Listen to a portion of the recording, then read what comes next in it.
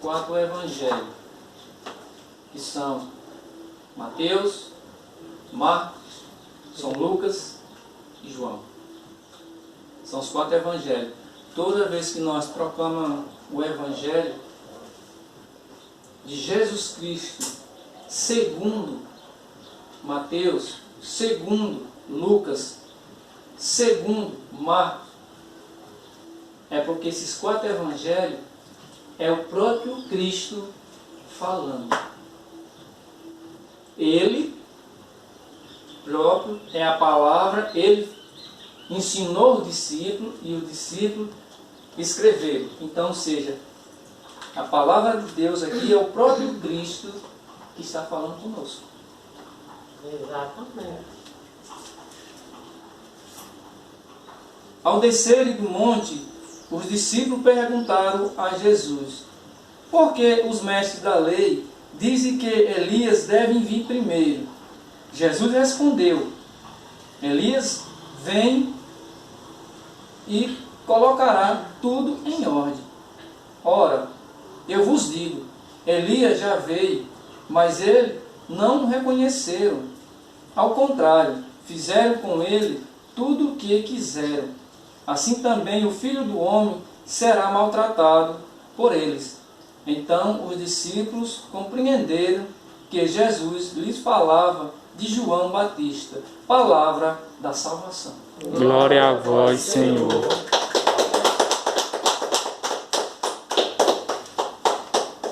Fico arrepiado.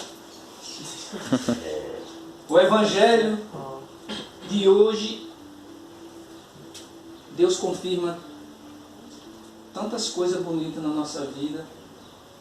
E eu falei um pouco dele terça-feira, que foi meu dia de pregar no grupo de oração. Eu preguei, não era o meu dia, mas eu estava lá e me preparei e preguei. E o Evangelho de hoje, Jesus quer nos dizer da maneira que os fariseus, os mestres da lei, via a palavra de Deus e queria compreender da sua maneira. Da maneira que eles enxergavam, eles queriam compreender. Até hoje, infelizmente, muitos judeus, eu não digo só judeus, mas muitos cristãos no meio de nós, que se diz cristão, mas também não acredita que esse Cristo já veio e que nos libertou e que doou sua vida, foi para o madeiro, um cordeiro, foi humilhado, foi chagado, foi cuspido, foi traído. Eu conheço Deus. E as pessoas dizem conhecer esse Cristo que ressuscitou e vive e reina para todo sempre. Amém? Amém. E esses judeus, até hoje eles esperam a primeira vinda de Cristo. Nós esperamos a segunda vinda de Cristo. Porque Ele já veio. Ele já nos libertou. Ele já tirou nós do cativeiro do inimigo. Ele já venceu a morte. Ele desceu nas profundezas do inferno e Ele pegou a chave da morte. Ele venceu a morte. Então, muitos judeus esperam. Por quê? Porque eles esperam no pensamento deles, da maneira que eles querem ver como a palavra de Deus vai se cumprir. Com seus olhos, humanamente. Humanamente a gente não vê. A gente acredita, mas a gente sabe que as coisas de Deus é bem feita e é da maneira do tempo de Deus e como Deus faz, porque Ele é o Senhor de tudo. Ou seja, como se fala esse mês todo, nós temos no mês do Advento, que é a preparação do nascimento de Cristo, que se encerra no Natal. Vai ter toda a história, e muito linda, o mês de dezembro vem falar para cada um de nós desse processo de conversão, de anunciação do anjo a Maria.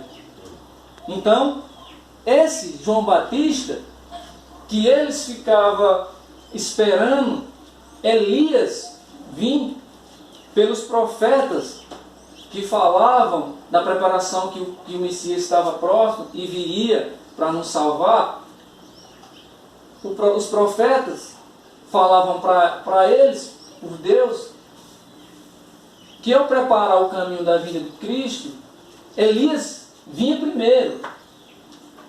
Elias vinha primeiro. Só que eles esperavam Elias da maneira que eles querem ver Elias. Como Elias viesse, da mesma maneira que ele foi. Elias foi arrebatado. Se fala na Bíblia que Elias foi um dos que foi arrebatado. Ou seja, arrebatado foi aquele santo que ele foi levado com corpo. Então, se fala em dois. Se fala em dois, mas a Bíblia só fala em Elias. Se fala em Enoque, mas Enoque tem os livros que é fora da Bíblia, que chamam livro proibido. Mas não relata na Bíblia Sagrada, Elias foi arrebatado. Outros falam de Moisés. Moisés não fala que foi arrebatado. Então eles queriam ver Elias da mesma figura que ele era na terra. Só que os planos de Deus é totalmente diferente dos humanos. E Elias veio. Quem era Elias? João Batista. João Batista era Elias. E eles fizeram o quê? Eles judiaram João Batista, aprisionaram João Batista, e foi cortar a sua cabeça. Né? Por que João Batista é Elias? Porque quando o anjo Gabriel veio anunciar Maria, e se diz na teologia que Maria tinha entre 14, 13 anos, no máximo, nessa idade mais ou menos, não se sabe ao certo, mas é nessas idades de 13 a 16 anos. Ou seja, uma jovem, uma criança. Mas naquela época, no costume daquele povo, na Judéia, uma pessoa de 15 anos já se considerava adulto. Mas uma jovem. E quando o anjo Gabriel veio anunciar a Maria, e isso eu tenho falado no novenário que eu fui, na 35, de quarta-feira eu preguei, que não deu ouvidos a muitos que criticam nós, cristãos, católicos, porque nós rezamos o texto.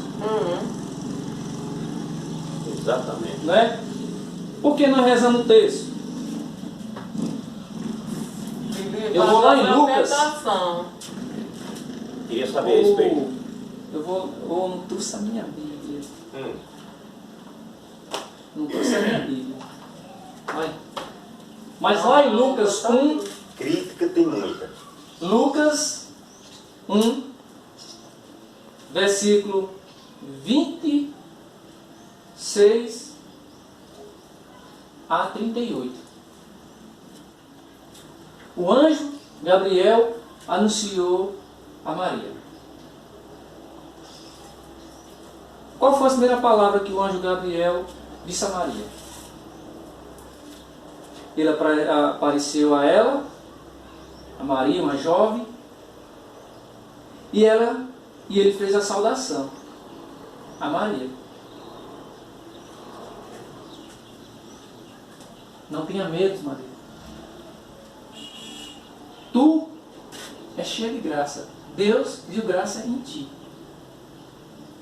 Maria, sem saber o significado da saudação, ficou perturbada, quis saber o significado dessa anunciação, essa saudação, perdão. E o anjo Gabriel, com as suas palavras, disse: não tenha medo. Alegra-te, cheia de graça. Deus viu graça em ti. Você conceberá e dará à luz a um filho, e porás o nome de Jesus Cristo. Ele será grande, será chamado Filho do Altíssimo. E o reinado dele durará eternamente. E Maria, como pode acontecer isso? Se eu não conheço homem algum? Nessas palavras na época, ela quer dizer que ela não se deitou com homem algum. Ela era prometida a São José. É Maria. Então, naquele tempo se fazia a promessa de você prometer em casamento com uma moça, mas não se consumava. Ela ficava em sua casa e aí ia passar os tempos. Quando chegasse o momento certo, a idade de casar, se consumava no casamento. Ou podia até ir dizer que estava prometida, mas não tinha relação. Então, ela fez essa pergunta ao anjo. E o anjo respondeu: não se preocupe, pois o Espírito Santo de Deus te cobrirá. E você vai ficar cheia da graça do Espírito Santo. E Maria imediatamente, aquele medo que ela teve quando ele apareceu, o anjo, foi-se embora. E ela disse um sim. Qual foi o sim que ela disse? Quem lembra dessas palavras? Que nós rezamos aqui. Ave Maria, cheia de graça, o Senhor é convosco. Bendita sois vós entre as mulheres, e bendito é o fruto do vosso ventre, Jesus. Pronto, não é isso? Só que o anjo não falou essas outras palavras. Vou dizer quem foi que falou. Quando o anjo saudou, e o que é que a gente faz quando a gente começa o texto? Crê em Deus Pai. Não. Quando a gente começa o texto aqui na Ave Maria. O anjo anunciou a Maria. O que é que você responde? E ela E ela concedeu concedeu do Espírito Santo. Né? É. Não é isso? É. Qual é a outra parte que a gente faz? E o verbo E o Verbo Divino se fez homem. se e fez habitou- carne Se fez carne e habitou entre nós. entre nós. Qual é a outra que eu pulei?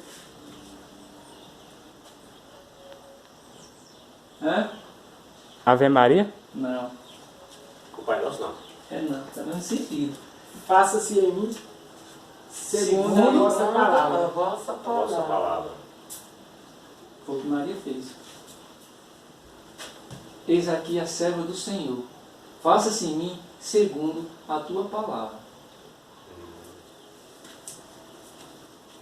Aqui, ó. A saudação, quando o anjo fez a Maria, imediatamente, Maria, por ser humilde e por ser preparada pelo Altíssimo, ela não quis nada para ela, não quis a glória, porque ela estava cheia do Espírito Santo, porque ela estava carregando o Filho de Deus. Mas ela não sentou no trono e ela não pediu para ninguém adorar ela, para ninguém paparicar ela, porque ela estava ciente que a salvação do mundo estava vindo através dela. E foi o que ela fez. Ela, na humildade que ela é e na intercessora que ela é, porque nós não veneramos Maria, não adoramos Maria, nós veneramos Maria. Muitos dizem que nós adoramos, não. Nós veneramos. Mas imediatamente, quando o anjo Gabriel anunciou a Maria que ela ia dar luz, ia gerar um filho de Deus, e o anjo Gabriel disse: a tua parenta Isabel, é prima de Maria, também vai ter um filho. Eram primas. Prima. E ela está no 6º mês de gravidez, aquela que era estéril. Mas para Deus nada é impossível. Quem era essa criança que estava gerada no ventre de Isabel, da sua prima? Quem era? Jesus. Isabel. Sim. Quem era essa criança que estava sendo gerada no mesmo momento que o anjo Gabriel anunciou a Maria, revelou a Maria que sua prima também ia dar à luz? Quem era? São João Batista. São João Batista. São João Batista. Então, João Batista, que era Eli, o Espírito de Eli, veio para preparar a vinda de Cristo. E Maria imediatamente correu às pressas para o encontro de Isabel, sua prima.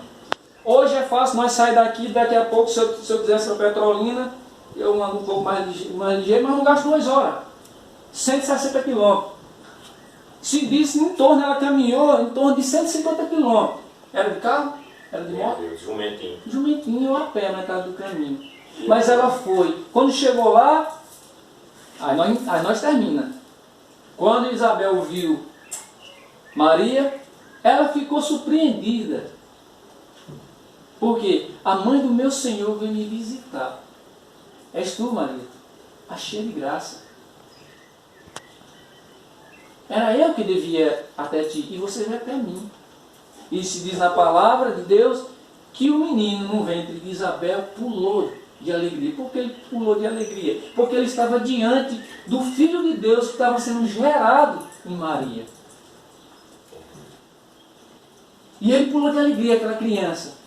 Porque ele veio para endireitar as veredas, o caminho do Senhor. E ele veio. E ele foi aquela voz que gritava no deserto, gritava para se arrepender, para se converter, que a vinda do Filho do Homem estava próxima. E realmente, o Filho de Deus já estava entre eles.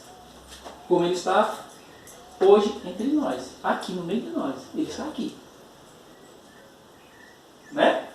Aí muitas vezes nós, como cristãos, mas muitas vezes a gente age de uma maneira igual aos fariseus. Nós dizemos que amamos esse Jesus. Nós dizemos que nós confiamos nesse Cristo.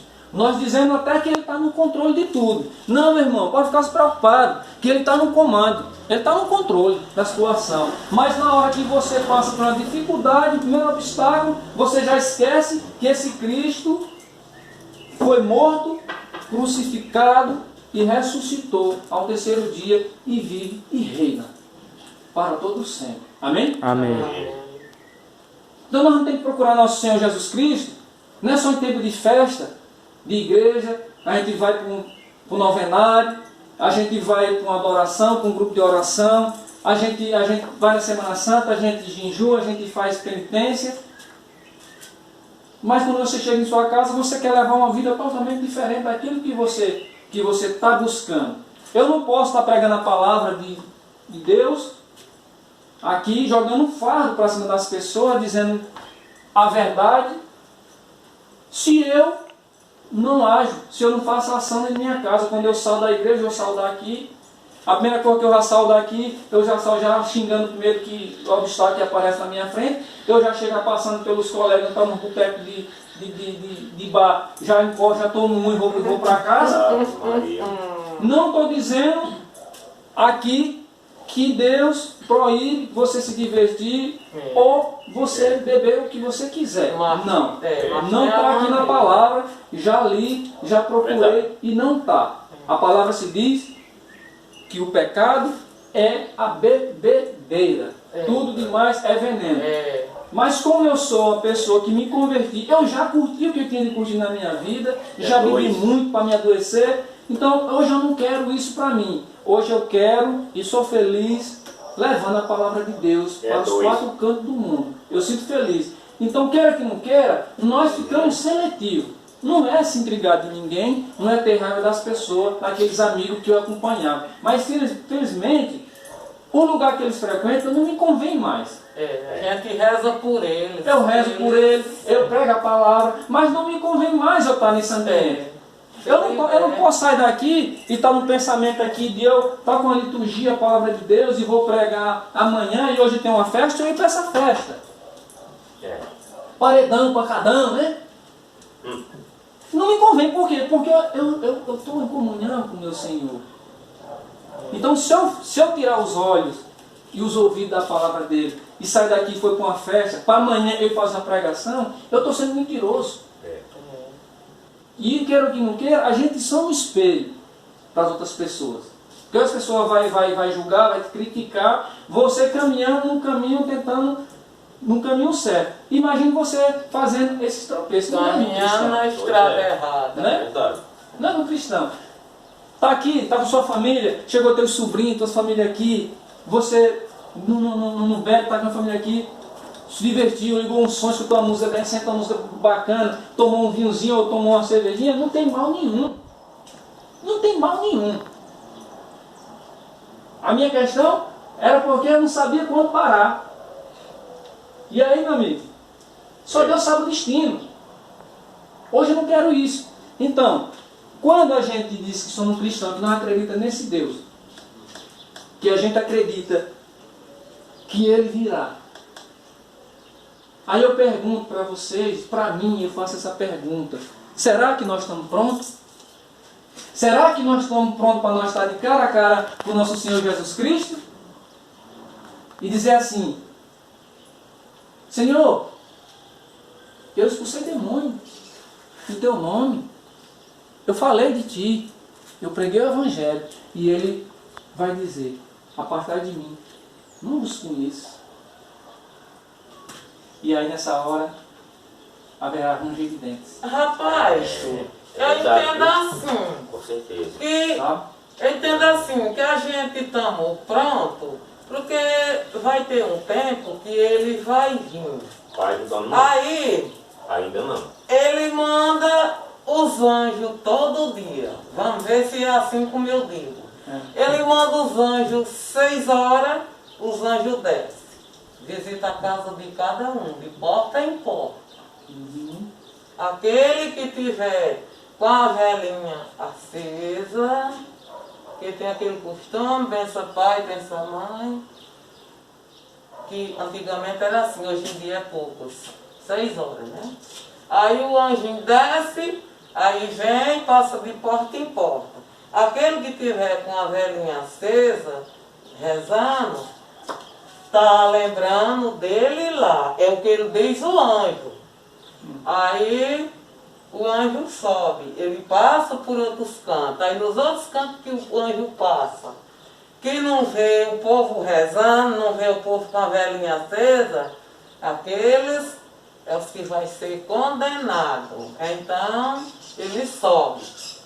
Aí chega lá, Jesus Cristo pergunta, e aí, como foi lá? Ele diz, passei num lugar, estava a velhinha acesa de trás da porta. Passei em outro lugar, estava limpo, ninguém estava com vela acesa, não estava lembrando do Senhor. Então ele vai e diz, esses que lembrou de meu nome vão ser os sarvos. Vão ser os sarvos. Porque um dia vai ter o dia do julgamento, aí vai ser nesse dia aí. Aí então, nós temos que estar preparados hoje aqui, porque nós não sabemos qual realidade vai chegar. Aí nós estamos prontos aqui na terra, rezando para Jesus, rezando para Nossa Senhora, se curando do mal, respeitando o povo e com nossa fé. Porque eu já tenho lido. Aí é assim, né? Tem que se preparar. Ou seja, Aí ele diz, olha, feliz, aí Jesus diz lá, é feliz aquele filho que lembrou do nome de seu pai. O seu pai, o que é que significa? Nosso Senhor Jesus Cristo que está no céu, que é nosso pai. E nós se lembra dele como nós estamos aqui. Nós não estamos vendo ele, mas ele está bem aí olhando. a senhora não está errada nessa questão que a senhora falou. Não. Mas eu vou só fazer um resumo para a senhora entender. Porque assim, eu entendo, porque muitas pessoas devem, e não está errado, porque não tiveram alguém que explicasse leitura na época. Ou seja, muitas pessoas viviam, e eu acredito nisso, que muitos nossos católicos realmente adoravam demais. Mas por quê? Porque não tinha, ali por condições da maioria, não saber ler, não ter leitura, não tinha uma Bíblia Sagrada em mão. Então aquilo ia passando de gerações em gerações. Então o que o pai aprendia com os avós, ali ia passando para os filhos ia passando para os filhos, netos, bisnetos, e assim ia sendo. Mas não é nesse sentido que a senhora... Não é nesse sentido que a senhora está falando assim, que o anjo vem, que vai visitar cada casa que tiver a vela. Né? Porque Cristo, quando ele sobe, que ele ressuscita, e que ele faz as aparições para os seus discípulos, e a derradeira vez que ele sobe, ele chama Pedro e pergunta 3 vezes a Pedro: Pedro, tu me amas? Pedro, sim, Senhor, tu sabes que eu te amo. Pedro, tu me amas? Sim, Senhor, o Senhor sabe que eu te amo. E novamente ele pergunta: Pedro, tu me amas? E Pedro, o Senhor sabe que eu te amo. Aí Cristo, Pedro, tu serás, o nome de Pedro é Simão Pedro. Então Jesus, É sim, Pedro, Simão. você será Pedro. Pedro quer dizer pedra, rocha, né? É. Você será o alicerce, a rocha na minha igreja. E mais, eu lhe darei a chave do céu a tu, Pedro. O que tu ligares na terra, Será ligado no céu. e o que tu desligarás no céu, Será desligado na terra. ou seja, Deus não vai enviar o anjo para vir em tempos e tempos vigiar seus filhos, porque Ele já deixou um anjo. Nós não se apartamos do nosso anjo da guarda quando nascemos. Antes de nós pensar em nascer, o nosso Deus zeloso e cuidador, Ele já deixou um anjo para cada um. Ou seja, esse anjo não sai do teu pé. Esse anjo, ele é que te protege. Ele é que te protege de todos os mal. Porque a luta de Satanás não é contra Deus, não. É contra a carne. É contra nós. Então Deus já deixou o anjo. E mais, eu vou ajeitar um lugar para vocês. Mas vocês não ficarão sozinhos. Eu vou deixar o Consolador. Quem é o Consolador? O Espírito Santo de Deus. Cristo já deixou. Então, quando a senhora fala nessa questão de dar luz rezando, essa luz não significa uma vela. Essa luz está aqui, ó.